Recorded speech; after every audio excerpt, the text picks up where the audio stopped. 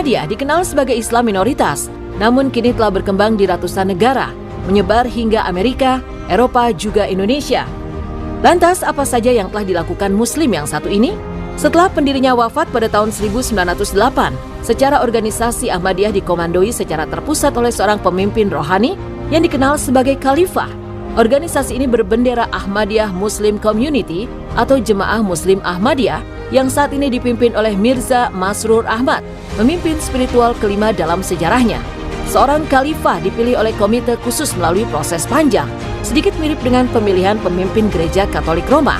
Khalifah Islam Ahmadiyah bertugas membimbing para penganut dalam bidang kerohanian dan duniawi. Khalifah juga memimpin sholat Jumat dan sholat-sholat khusus di hari besar Islam. Biasanya ini diselenggarakan di Baitul Futuh, London, masjid yang menjadi sentra kegiatan Ahmadiyah di seluruh dunia. Kekhalifahan Ahmadiyah tidak melakukan gerakan-gerakan politik yang mengancam eksistensi kekuasaan pemerintah. Jemaah Muslim Ahmadiyah menyatakan diri sebagai organisasi Islam terdepan yang menolak terorisme. Sikap ini dapat dimaknai sebagai implementasi dari ajaran pendiri Ahmadiyah, Mirza Ghulam Ahmad, bahwa jihad dengan pedang secara agresif sudah tidak memiliki tempat dalam Islam. Sebaliknya, pengikutnya diajarkan untuk berjuang tanpa kekerasan lewat jihad dengan pena dalam membela Islam. Memiliki keimanan dan tata cara ibadah yang sama dengan kelompok Islam lainnya. Lantas, mengapa sebagian menganggap kalau Ahmadiyah bukan bagian dari Islam? Persekusi terhadap jemaat Ahmadiyah sepenuhnya disahkan, bahkan didukung oleh pemerintah Pakistan.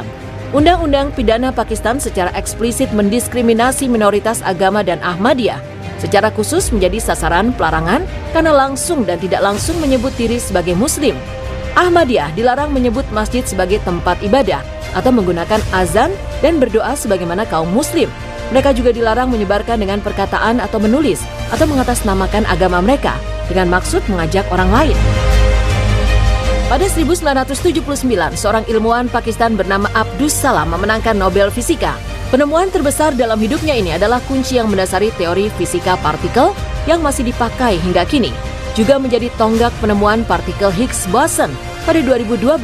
Dan Abdus Salam adalah pengikut Islam Ahmadiyah. Abdus Salam adalah orang Pakistan pertama yang memenangkan Nobel. Semestinya kemenangan ini menjadi momen bersejarah bagi negaranya. Panjang hidupnya, Abdus Salam taat beribadah. Ketika bekerja sepanjang hari di rumahnya di London, ia lakukan sambil memutar rekaman lantunan ayat-ayat suci Al-Quran. Dia juga tidak pernah melihat keyakinannya sebagai halangan untuk ilmu pengetahuan. Bahkan ia menganggap kedua bidang ini bekerja saling berkelindan. Ia kerap mengaku kepada banyak sejawatnya, sebagian besar ide-ide datang kepadanya dari Tuhan. Abdus Salam bekerja keras menemukan teori dasar fisika yang bisa menjelaskan semua teori fisika partikel yang dikatakannya mirip dengan keyakinannya.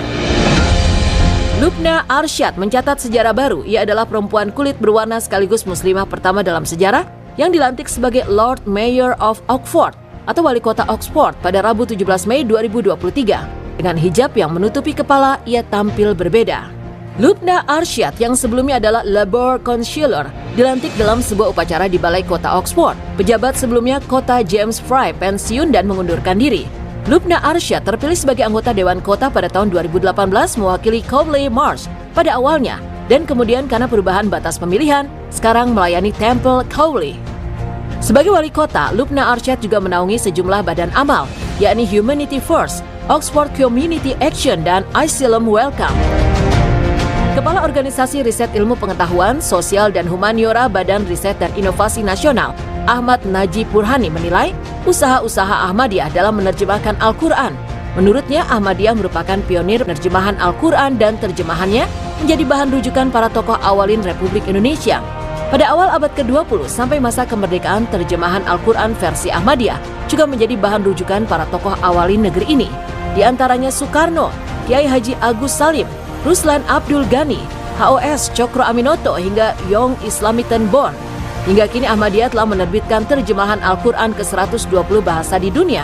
Barangkali ini merupakan salah satu organisasi Islam yang mampu menerjemahkan Al-Quran ke dalam banyak bahasa di dunia. Islam Ahmadiyah punya sejarah panjang di Afrika. Para misionaris pertama tiba seabad yang lalu di Afrika Barat dan telah sukses secara spektakuler di antara orang Afrika, terutama di Nigeria, Tanzania, Ghana, Sierra Leone, dan Nigeria yang secara kebetulan juga akan menjadi negara dengan pertumbuhan tercepat di dunia dalam hal populasi. Sebagai presentasi dari populasi nasional, Sierra Leone diperkirakan memiliki 10-16% Ahmadiyah, presentasi tertinggi di dunia dan jauh lebih tinggi daripada di Pakistan. Di Ghana, Muslim Ahmadiyah juga merupakan lebih dari 1/6 populasi Muslim dan mengoperasikan ratusan sekolah, perguruan tinggi dan stasiun radio. Di Burkina Faso, stasiun radio Ahmadiyah bersaing secara agresif dengan stasiun Muslim Sunni lainnya untuk menyebarkan dakwah Muslim Afrika yang sebelumnya sebagian besar non-denominasi yang menggabungkan kepercayaan animisme tradisional mereka yang sinkron dengan mistisisme Sufi. Langkah ini terbayar dengan dibangunnya ratusan masjid Ahmadiyah di Afrika, dengan acara-acara Ahmadiyah dihadiri oleh para pejabat dan bahkan ulama Muslim lainnya di Afrika. Di Afrika, banyak Muslim arus utama termasuk ulama tidak Ahmadiyah sebagai sesat, sangat kontras dengan yang terjadi di Asia Selatan. Dari sekitar 12 juta Ahmadiyah di dunia, sebagian besar dari mereka kini tinggal di Afrika. Jamaah Ahmadiyah hingga saat ini sedang terus bekerja menyebarluaskan Islam ke seluruh pelosok dunia dengan cinta dan damai. Upaya-upaya yang dilakukan oleh Muslim Ahmadiyah dalam menyebarluaskan Islam dan ajaran Nabi Muhammad SAW ke seluruh pelosok dunia, di antaranya ialah dengan cara mengirimkan mubalik Islam ke seluruh negara di semua benua. Mereka bekerja siang dan malam mendakwahkan Islam kepada masyarakat dunia yang sebelumnya sama sekali belum mengenal Islam, mendirikan pusat-pusat misi dakwah di berbagai kota di negara di mana mereka ditugaskan. Kemudian mereka mendirikan masjid-masjid ketika dakwah telah berkembang untuk memfasilitasi para jamaah beribadah kepada Allah SWT.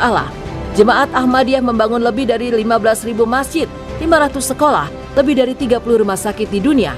Itulah Ahmadiyah. Minoritas Muslim ini kini terus berkembang pesat dengan ajaran cinta damainya, menyebarkan Islam ke seluruh pelosok dunia dengan motonya Love for all, hatred for none. Cinta untuk semua, tidak ada kebencian untuk siapapun.